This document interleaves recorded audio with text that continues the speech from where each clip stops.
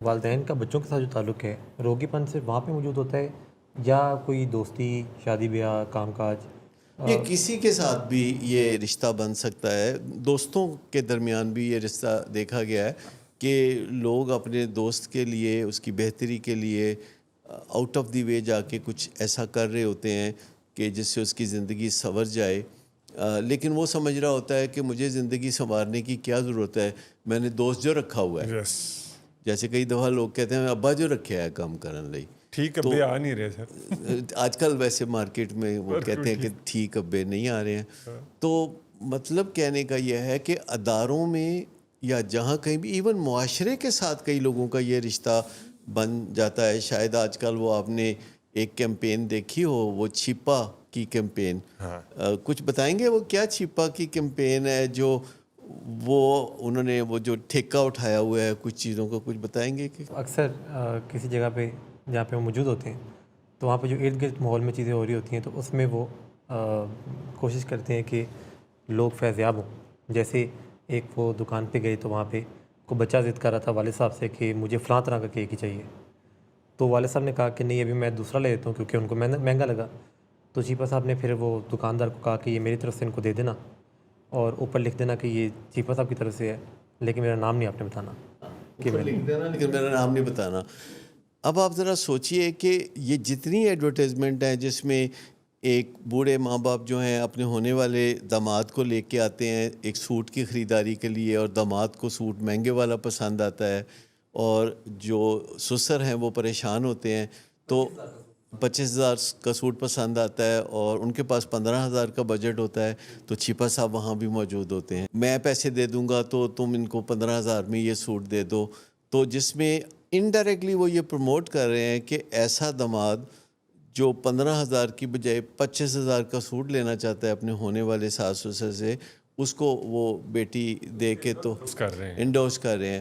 اور اسی طرح ایک اسکول کی ہیڈ مسٹرس کے پاس بھی وہ بیٹھے ہوتے ہیں. اچھا، یہ شیپا صاحب کی صحبت کوئی زیادہ اچھی نہیں ہے. یہ ایسی جگہوں پہ ان کا تعلق واسطہ نظر آتا ہے اس مارکیٹنگ کیمپین میں کہ جس میں کوئی نہ کوئی غلط لوگ ہوتے ہیں جو تلخی سے بات کرنے والے لوگ ہوتے ہیں. ہیڈ مسٹرس کہہ رہی ہوتی ہے کہ یہ بچے کی فیس نہیں آئی تو اس کو اسکول سے نکال دیا جائے. تو چھپا صاحب کہتے ہیں کہ بچے کی فیس جو ہے وہ میں دوں گا، ملتی رہے گی. تو بتانا نہیں ان کو، بس یہ لکھ دو کہ یہ چھپا صاحب کی طرف سے. ایک خاتون جاتی ہیں تو وہ دکاندار کہتا ہے کہ بس اب 6-7 مہینے سے جو آپ کا بل بنا ہوا ہے اب مزید کوئی بھی چیز ادھار پہ نہیں ملے گی. تو پھر وہاں پہ چھپا صاحب آتے ہیں، وہ کہتے ہیں نہیں، یہ جو رویہ ہے نا، اب دیکھیے چھپا صاحب جو ہیں وہ یہ کیمپین چلا رہے ہیں. وہ انہوں نے کوئی ظاہر ہے مارکیٹنگ کمپنی جو ہے وہ ہائر کی ہے، اور ظاہر ہے اس کا مقصد ہے کہ لوگ جو خیرات کرنا چاہتے ہیں یا پیسے دینا چاہتے ہیں تو ان کو لگے کہ یہ بہت اچھا بندہ ہے، اس کو دیں. اب وہ اپنی ذاتی جو مارکیٹنگ کیمپین چلا رہے ہیں فیس بک کے اوپر یا یوٹیوب کے اوپر، وہ مارکیٹنگ کیمپین جو ہے وہ خیرات کے پیسے سے اس کا بل ادا کیا جا رہا ہے. یعنی وہ ان کا ذاتی پیسہ نہیں ہے، وہ جو پبلک سے وہ پیسہ اکٹھا کرتے ہیں. اور آپ دیکھیں کہ جتنے لوگ بھی اس طرح کے کام کرتے ہیں وہ پھر اپنے کام کی جو نمائش کرتے ہیں اس طریقے سے کہ وہ یہ کام کر رہے ہیں، تو لوگ نیکی کے جذبے سے ان کو پیسے دینے شروع ہو جاتے ہیں.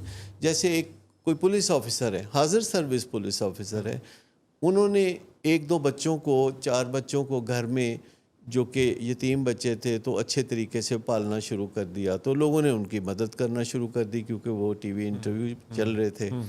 تو اس کے بعد بچوں کی تعداد بڑھتی گئی، وہ سینکڑوں میں پہنچ گئی، اور جو فنڈنگ ہے وہ ساری دنیا سے آ رہی ہے. اور ہیں وہ پولیس آفیسر حاضر سروس، بڑے افسر ہیں، اور ان کی بیگم صاحبہ ساتھ ہیں، اور وہ یہ کام کرتے ہیں. اچھا، اس میں بظاہر یہ سارے کام بہت اچھے اور نیکی کے لگتے ہیں، لیکن ڈیپ ڈاؤن دیکھیں تو آپ کو پتہ چلے گا کہ یہ سہولت کاری ہے، یہ لوگوں کو صحیح رستہ نہ بتانے والی بات ہے. جیسے میں آپ کو ایک مثال دوں گا، آپ نے کبھی نہر کے کنارے دیکھا ہوگا کہ چڑیاں اڑوانے کے لیے کوئی چڑیاں اڑانے کا ایک طریقہ ہے کہ کوئی بندہ بہت ساری چڑیاں لے کے جال میں بیٹھا ہوا ہے، اور پروفیسر حماد رانا صاحب آتے ہیں اور کہتے ہیں کہ جی 100 چڑیاں اڑا دو. بالکل. تو اس کے پیسے میں دے دیتا ہوں، اور وہ 100 چڑیاں اڑا دیتے ہیں. تو مجھے یہ بتائیے کہ وہ 100 چڑیاں پکڑی کیوں گئی تھی؟ اسی کام کے لیے، وہ اسی کام کے لیے پکڑی گئی تھی. تو آپ تو واپس وہیں پہ آ جاتی ہیں، وہ اڑاتے ہیں تھوڑی دیر وہ نشے کا شکار ہو. ہو سکتا ہے وہ انہوں دا صاحب وہ کبوتراں والا ہوئے جڑے واپس آ کے ہاتھ تے بہ جاندے نے. تو بھی تو بہت ملتی ہے نا اصل میں یہ واہ جو ہے یہ انسان کو اس کی بھی ایڈکشن ہو جاتی ہے. بعض اوقات دیکھیے کہ کچھ لوگ اپنے آپ کو تکلیف میں مبتلا کر لیتے ہیں اور وہ اس لیے مبتلا کرتے ہیں کہ ان کو واہ واہ ملے گی، اور واہ واہ اتنی زیادہ ہوتی ہے کہ وہ اور زیادہ تکلیف برداشت کرنے کے لیے تیار ہو جاتے ہیں. اس کو ہم ڈیلیبریٹ سیلف ہارم بھی کہتے ہیں، یعنی اپنے آپ کو کوئی نقصان پہنچانے والا کام کرنا، اور ہم اس پہ ایک پروگرام بھی کر چکے ہیں ڈیلیبریٹ سیلف ہارم.